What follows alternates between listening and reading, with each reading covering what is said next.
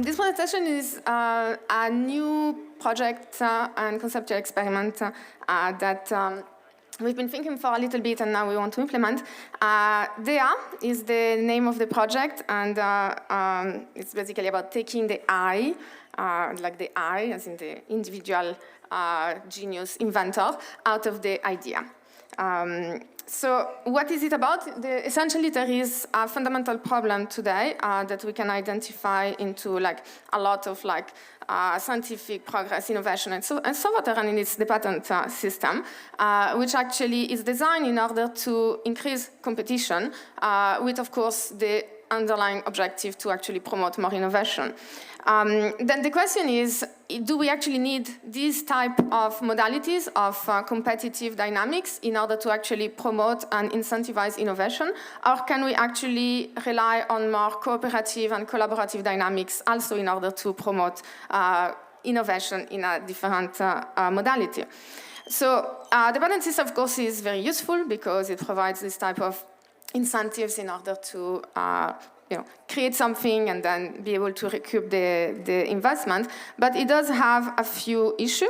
First of all, it's inefficient in the sense that it's oftentimes more costly than to actually develop the patent, but also because of the patent system, there is a lot of redundant type of innovation because people are actually creating like silos and trying to be the first one to actually get the patents instead of actually collaborating and putting resources together in order to get better and actually achieve the outcome faster. There is also a slight shift of focus because the idea is actually to try and create something that will be able to provide profit in the next 20 years instead of actually researching this more fundamental innovation that might actually take a long time before it actually becomes profitable, but that might actually lead to fundamental progress. And then it also have like, during the period of the patent, it has like some kind of negative outcome for society, essentially because it's exclusionary, so people cannot actually use the patent unless they pay for it, and then it leads to some kind of monopoly pricing, and also the patent holder can restrict and prevent people, even if they are willing to pay, they can just say, no, I'm not giving you the license. So DeSci is about trying to find a potential solution for that by actually bringing more efficiency, because we can have resources that are pooled together. We can actually reduce the barrier for people to actually enter and collaborate into trying to find solutions together.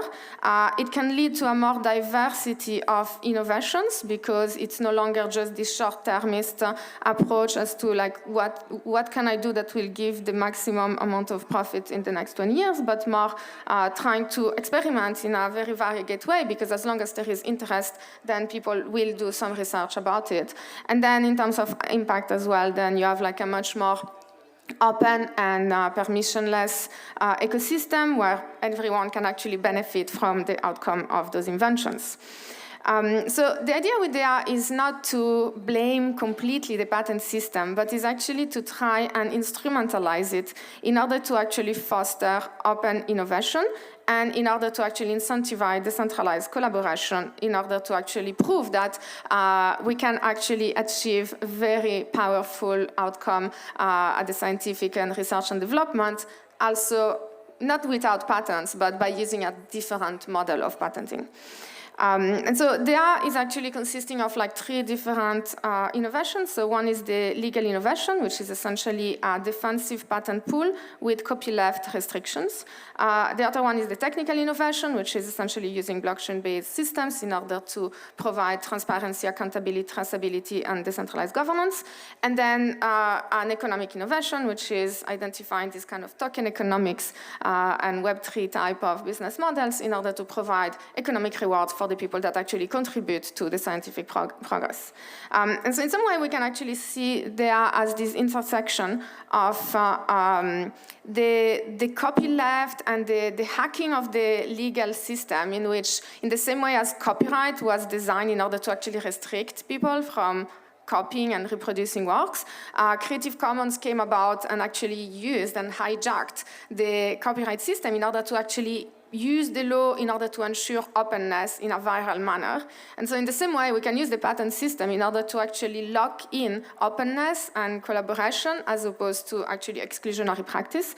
And then there is like the Wikipedia-like type of decentralized collaboration where when you have like the whole world that is collaborating towards a common endeavor, then it is most likely that these global collaboration monster will probably outcompete every attempt at actually privately designing something. And then, of course, the patent innovation, but actually kind of like flipping it a little bit on its side in order to actually use it for still promoting innovation, but without all the exclusionary practice that comes with it. This is a very simplified description of the model. I will go through it in order to explain. But essentially the idea is that there is today a lot of, well, there is a lot of patents today that are non-exploited, but there is also a lot of ideas that are never patented. And most of the reason that those ideas are not patented is either because patent is extremely expensive, and so people will not engage into this process unless they think that they will actually recoup some investments, but also because sometimes people are actually against the concept of patents because patents sounds like, well, this is a very restrictive and exclusionary practice, but actually we can also rethink patents in this more system that ensure openness. So the idea is that anyone that either has a patent or doesn't have a patent, but that wants to actually create something that will incentivize people to collaborate around it, can submit an idea to DEA.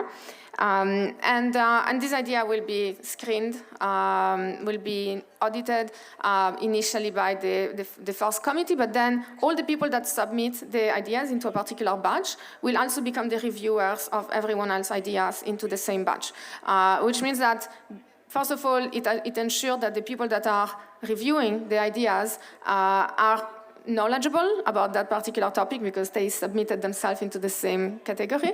But also it means that everyone will scrutinize them very well because in fact they are all competing with each other in order to actually get approved into the list. So that enable a very high level of qualitative but also like very tedious scrutiny.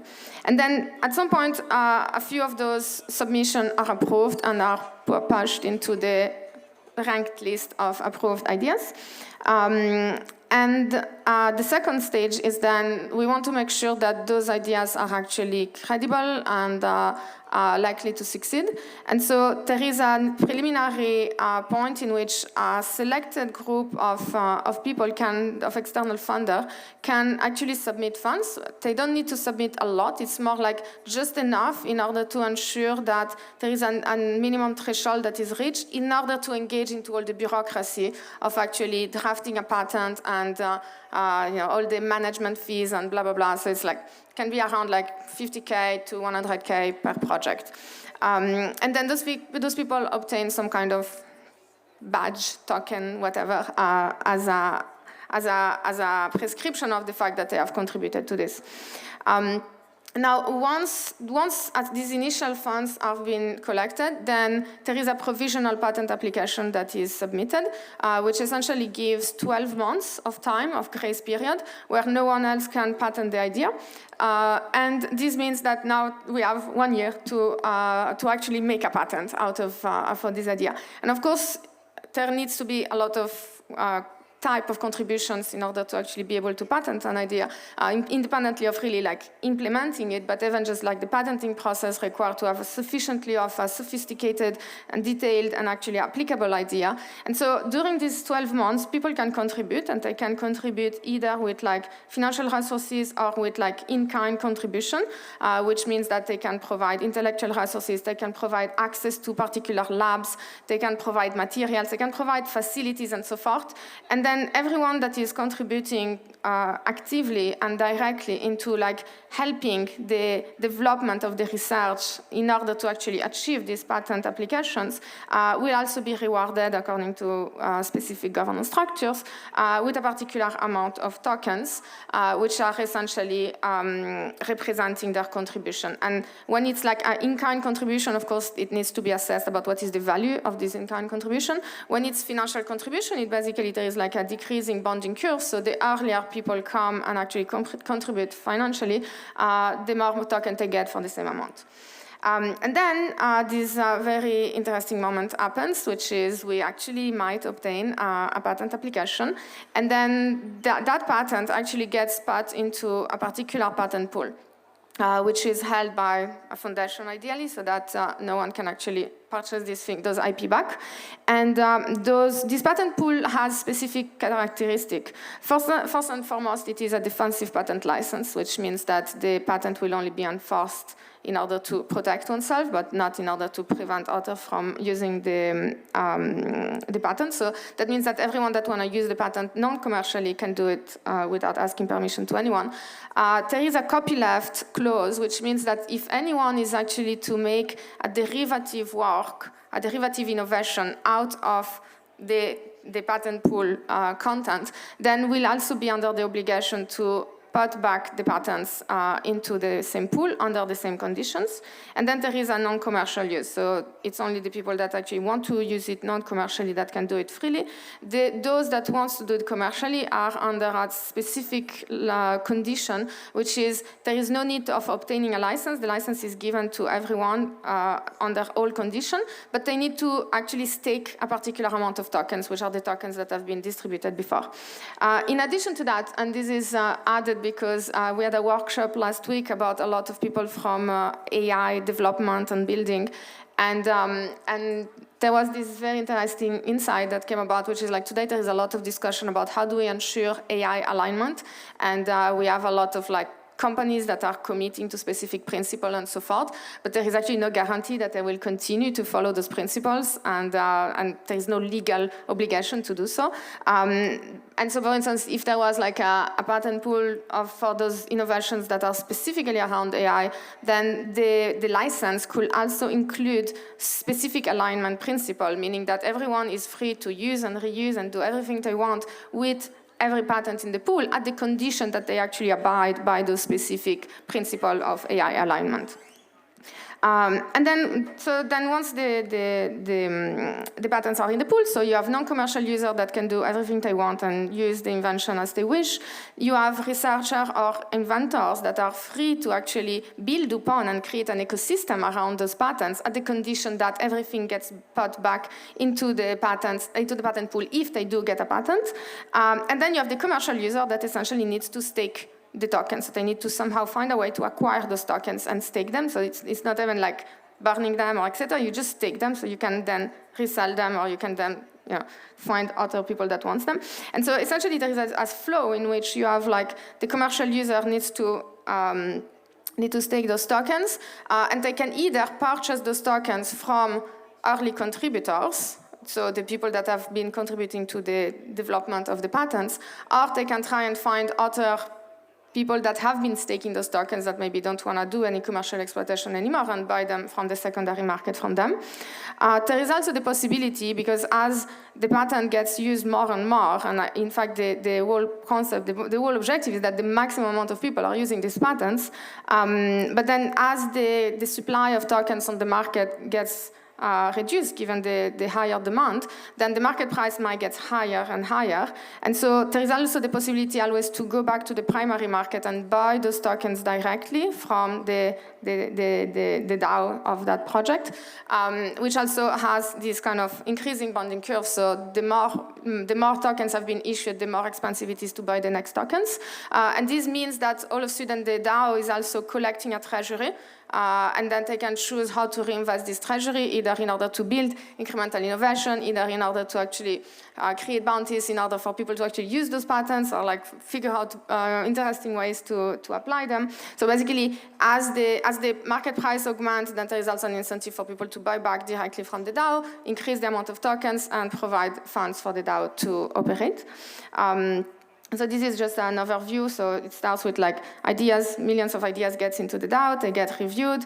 The ones that are accepted, then they are submitted to a provisional patent application, and then there is like all the collaboration, decentralized cooperation that comes about. People can provide everything that they they think they can provide, and then once the patent is granted, it goes into the patent pool. And the idea here is also really to open up this concept in which, like, today, if we think about the amount of resources that are actually being wasted because of those patent races, like, progress is actually extremely slow, and so while patents are created in order to incentivize innovation, they are also precluding innovation by reducing the opportunity for cooperation. And in the same way as like how we have seen like Wikipedia, which essentially has eliminated any possibility for competition. There is no single private company that could ever even hope to compete with Wikipedia because the whole world is collaborating towards this endeavor, which is an open endeavor. And here the idea is to do the same. If there is something that the world really care about, is like finding a cure for like, I don't know, diabetes and so forth, then of course no one will freely contribute and donate time and resources to a private company, which they know the company is just gonna then exclusionary profit from it. But if there is like this open and decentralized collaboration system, then probably the whole world will be happy to either give like $10 each or just provide whatever they can. And so all of a sudden this collaboration becomes so large that it becomes maybe profitable even for the private company that don't have that much resources to join this collaboration monster, and slowly kind of creating this attraction or this gravitational force in which more and more resources gets pulled together, because if there is an actual patent race, it becomes really hard to race against this collective collaboration structure, rather than if you have a lot of small individuals actors that are trying to race and compete with one another. So I will stop here. I'm happy to answer questions.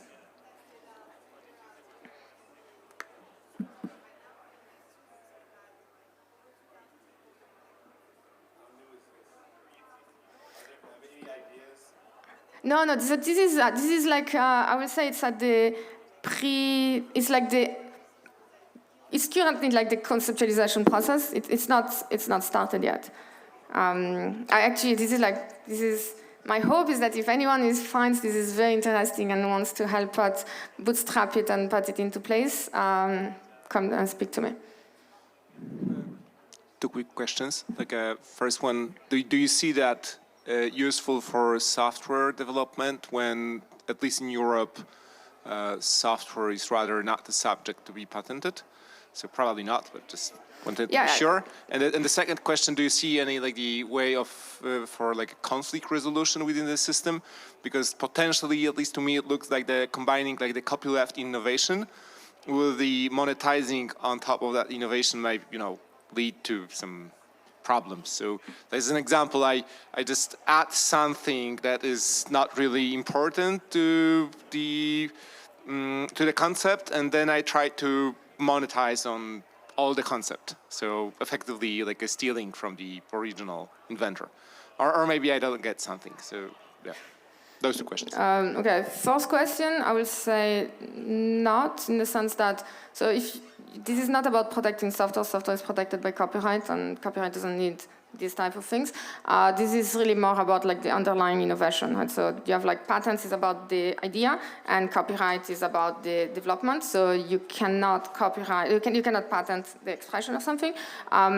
The patents on software, I think, is a very touchy and delicate line. I would rather stay away from this line. And this is more really about fundamental innovation. So even in the case of AI, it's not about how do I develop something in a software. It's more what is the model that you can patent. And in fact, I think it's very interesting to patent those very basic building blocks, because let's say that someone will let's put the transformer into the pool, and then everyone that is building upon the transformer technology now has to join the pool, right? Or have to stake the tokens.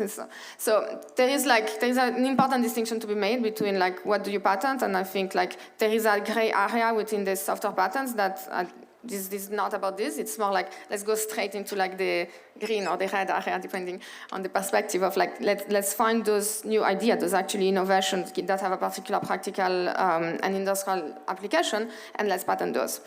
For your second question, I don't think either I don't understand the question, or one of the two of us is confused.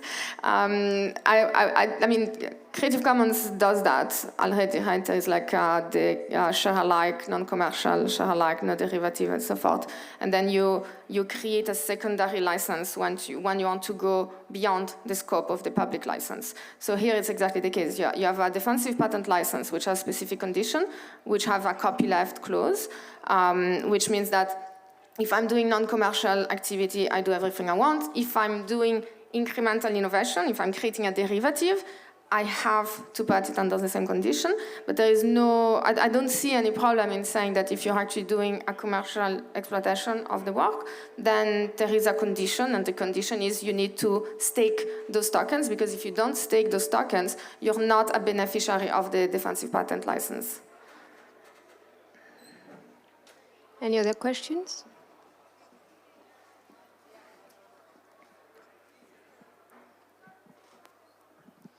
Thanks so much, Prima. I was curious around how you might see this system defending against some of the monopolistic practices we've seen in the patent ecosystem.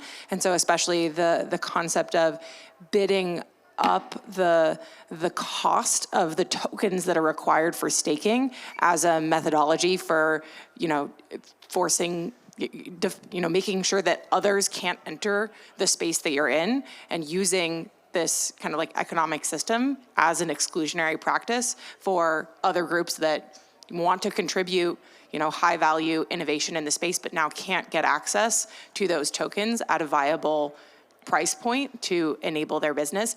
Are there pieces of the system that you could see, helping get out of that kind of exclusionary feedback loop? Yeah. So completely, like we try to analyze all the possible failure modes. So that's possible. That's clearly a possible failure mode. I think the solution is like with the primary market. So the primary market can also create its own conditions, right? Which is like maybe you only issue a particular amount per time. Maybe you can also if you already purchased a lot, then you cannot get more than X. So there is a lot of things that you can design into this specific system in which. So when it's on the secondary market, you cannot control anymore, like the way people can hold on to those tokens. But if they hold on to the tokens, then people can always go to the primary market. So the challenge and the solution to this problem is what kind of mechanism can you design into the primary market to protect against this? You cannot protect against every possible type of manipulation, but you can make it much harder for large companies, at least, to just come in and buy everything on the secondary and primary market, and then hold on to them so that no one can take the. So yeah, I think it's a problem. I don't have the perfect answer to what is the best mechanism. It depends, and I think maybe different projects might choose to design different bonding curve and conditions at which. What is the requirement that needs to be fulfilled in order to be able to purchase from there? Hi. Questions on bonding curve parameterization. First off, who parameterizes? Who decides which parameters run on the curve, and who sets the parameters? And second, would it always be an issue-only bonding curve, or also redeemability, so early investors can cash out on the primary market later on and reduce the tokens in circulation? And just generally agree, bonding curves, great design space with a lot of parameters still to be defined and to be invented. Yeah, so again, this project has not yet been instantiated into the real world. So those are very important details that we are fully aware of, and we're not at the stage of fine-tuning this. To give you an answer, my initial conceptualization of this is that probably at the beginning, just because otherwise it's very complex, there will be a default model for the bonding curve so that all the projects have the same, and then enabling some opt-in fine-tuning and tweaking over time, because otherwise it's a mess. But this is just my own conceptualization. But I don't know exactly. I mean, if you have feedback on that, please come and tell me. I think those are like, those small details are actually like the most important things to, like, I think there's like the higher conceptualization of the model, which is interesting, but then the model can succeed incredibly or fail incredibly because of those small details. So I'm aware of this, and yeah, I would love to brainstorm of what are the best bonding curve models and requirements and all these things. Okay, one last question. Ciao, Primavera. Maybe you already mentioned this, so sorry if I missed it, but do you want to also target pharma, or do you want to avoid it? Because there's like some overlap with Molecule and some of these other projects, so open source pharma. Yeah, I mean, I don't want to exclude anything. Again, for me, what I'm very interested in this right now, but just like, I think it's like AI. I would love for this thing to actually be implemented. For a few reasons. One is because currently AI actually has not as many patents as it could, because many of the AI companies are actually would rather rely on trade secrets rather than patenting and disclosing their secrets. So that's really interesting. There is actually something you can tap into. And secondly, because of the alignment thing. And I think there is a lot of desire of figuring out how do we actually enforce. And so while people might be unwilling to do their patents and stuff like that, but when it becomes like a question of alignment, I think you have an interesting attractor where companies might actually, in order to demonstrate I am aligned, join the patent pool, because it's an alignment patent pool. You can also have like multiple pools with different degrees of alignment. So for me, the low-hanging fruit is actually AI. Because there's a big fuss right now, there's not as many patents, and for good reason, there's not that many patents, but actually I think bringing in the narrative that patents are not necessarily this exclusionary thing and can be used for in ensuring alignment and ensuring openness and ensuring that everyone else can build upon the same ecosystem. I think it's super interesting.